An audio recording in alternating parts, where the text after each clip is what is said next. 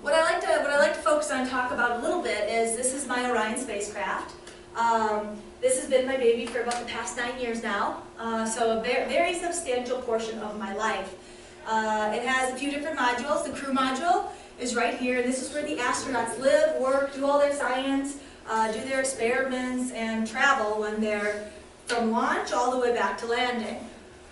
Then we have the service module. That's this piece right here, and that's important because it is everything that provides our power and our main engine for our spacecraft. So these things sticking out, these are our solar arrays, and they are just like the solar panels you see here on Earth, except designed for space, and that's what powers the entire spacecraft. The cool thing with this project is not only do I get to work with the best and the brightest from America, and doing a lot of the different experiments and design of this, but I get to work with the best and the brightest from the world because the European Space Agency is actually providing our service module. So it's really fun to be part of such an amazing team where whatever room you're in, there's always something new to learn because there's always somebody with a different background, a different perspective, and different series of creative ideas how to solve a problem. So those are the two main components of it. But last but not least, we have our launch abort system. That's our pointy party hat that they're just in case. And I say just in case because ideally I will never use that piece of hardware. That is only used if it's a really bad day in the launch pad and if my rocket, because there would be a rocket beneath this, if my rocket happens to blow up, meaning very bad day, that launch abort system would take the crew module and pull it away to safety so that that exploding rocket would not actually kill or harm my astronauts. So that is pivotal because safety is our #1 concern in a human spaceflight program. Because if we don't care about the safety of our humans, we might as well just be robotics. So that is very, very key to us in some of the things that we're doing. But how did we get there? I said I've been working at it 9 years, and just recently, last December, we actually had a really big milestone for us, which was our Exploration Flight Test 1. This is our first of our major flight tests. We have a lot of smaller tests building up to it, but this was our really big one. Have any of you heard of it? Have any of you watch it? Very sad, because you guys, this is your spacecraft. For my future astronauts, this is the spacecraft you'll be riding on. This is the one, this is your generation's Apollo.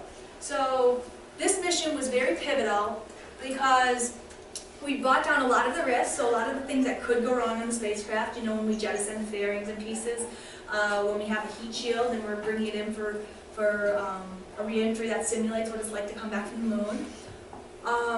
When we pass through the radiation belts, the Van Allen belts, the radiation levels mess with a lot of components, so we weren't sure what was going to happen, how to protect for that. So we had to test all these things out, and so we had launched from the Kennedy Space Center in Cape Canaveral in Florida, went up, did 2 orbits around, went 3,600 miles out, which is the farthest a human-rated spacecraft has been since Apollo.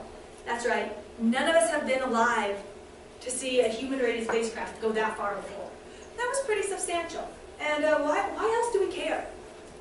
Well, back in the beginning of the space race, there were 2 countries that had the capability to get humans into orbit. Do you know what those 2 countries were?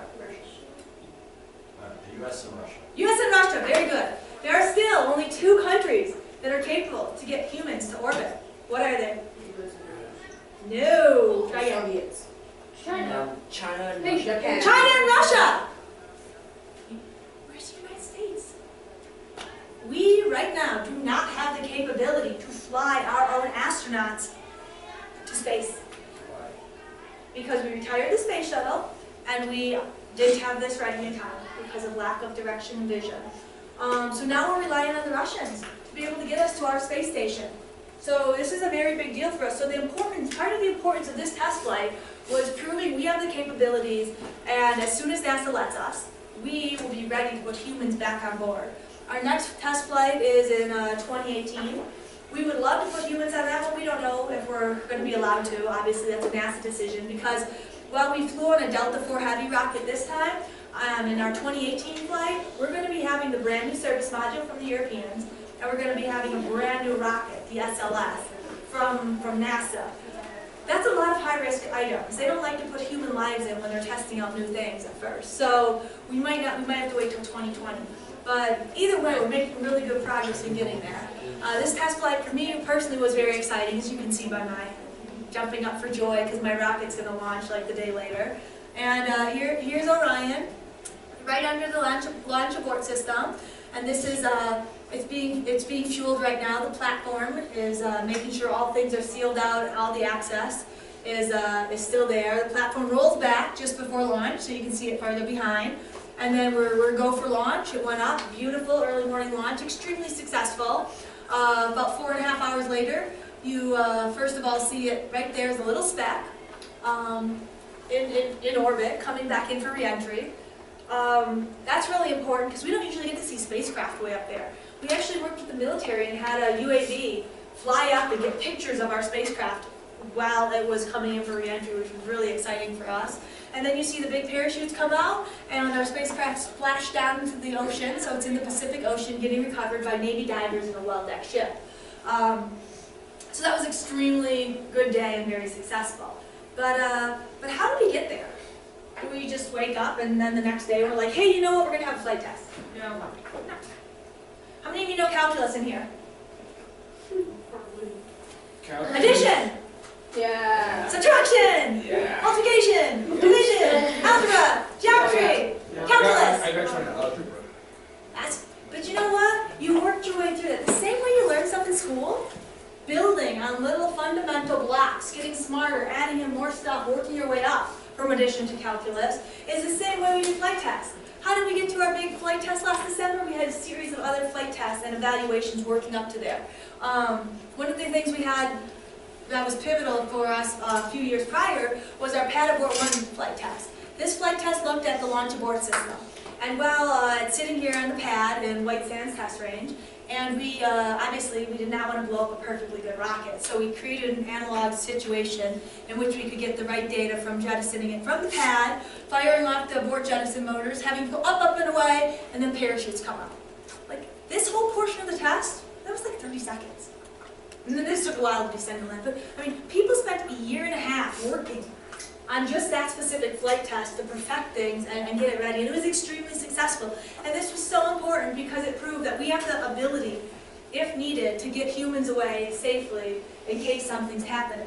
So it was a stepping stones approach for us to prove out, divide our risk, and to prove out our technologies, and to get smarter about the things we were doing. Do I have anybody in here who likes to travel? So one of the important things to think about, that nobody told me when I was your age, and I wish they would have, is this thing we have, at least in the aerospace industry, called test like you fly. That means we're going to be testing our hardware in the same environments we fly it. So if you were designing a helicopter that's going to be flown in the Arctic or the jungle, where do you think you're going on your business trips? The Arctic or the jungle, absolutely. So if you're going to be working on, say, space flight hardware, well, you may not get to actually go up and fly it in space, or maybe you will. If you're really good, they'll pick you to be an astronaut and do it. Otherwise, you might get to work in some pretty cool analogs, which is something I didn't even think of when I came over to Orion and I got put on the landing and recovery systems. When you think of landing and recovery, what do you think of? Landing and recovery. Those big 3 parachutes. That's what people typically think of. They're like, oh, so you're a parachute engineer. Well, I do work with parachutes, or did. There's more to it than that. It's the whole landing and recovery process. It is the time you actually bring your spacecraft in for landing to getting it to splash down and then getting it recovered. When you bring your spacecraft in for landing, what do you do? How do I land a spacecraft? No. So if I'm in orbit, and my spacecraft is in orbit, first of all, to stay in orbit, I'm going 17,500 miles an hour around the Earth. Now, if I want to come home, what do? Slow down. Hooray! Basic physics. You guys get the concepts. I love it. Yes, you slow down. All you do is slow down, and you'll decelerate and come in for landing. That is a very simple concept that you would be surprised at how many people don't understand. They think you need to like fire all these thrusters and go faster. No. All I do is decelerate. So I have to figure out how to slow it down enough so that I can then pull out parachutes and more parachutes to slow it down to the right speed in which I can successfully splash down into the ocean and not damage anything. Ideally, you know, my spacecraft, my pressure vessel, or my crew. And then I need to make sure I can keep it upright. So that's why you see the uprighting system there. And then I need to figure out how to recover it. So all of that brought me to water recovery testing, which, to my surprise, and when reading my job description, spacecraft systems engineer, responsible for the design, test, and verification of the Orion spacecraft. Never in my wildest dream did I think I would be spending time on board this ship right here, in the Atlantic Ocean. That is the Liberty Star. That is NASA's solid rocket booster recovery ship. So if you guys remember the space shuttle, it had the big orange tank and then those two white tanks. Those two white tanks were solid rocket boosters. Every mission they get jettisoned and they splash down in the Atlantic, and a team of NASA divers goes out on this boat and recovers them, brings them back in. Because we're not flying the shuttle, the boat was available for use, and we actually took our Orion capsule, a low-fidelity mock-up of it, and we actually took it and went and dropped it in the Atlantic Ocean, in multiple areas, with multiple sea states, so big waves, little waves, to figure out a lot of different things. One, such as, what do the wave dynamics do? Is it gonna flip over? Will it upright? How do we correlate this to some of our models? Do you guys do labs in here? Yeah. Yes. What's the first thing you do when you do a lab? Prepare, get her. Hypothesis, and then you get your materials, you plan out your test, your lab experiment, right? Then you do it, and then There's a conclusion. we have a whole classroom full of future engineers and scientists. I love it. That's the same stuff we do in industry. So we prepared, we came up with our hypothesis of how it was supposed to perform, we did analysis of it, and then we actually got to take this thing, dump it in the ocean, and then look at all the data and see how it worked. And not only that, besides just the data we were after, we had to figure out how do we actually recover it.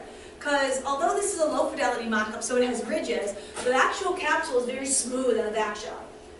So think of like a ball of some sort, even though it's not a ball, but think of like maybe a football or something smooth on the outside, and throwing that in your swimming pool. You want it to be nice and smooth so it's aerodynamic, but then it's hard to grab when it's all wet.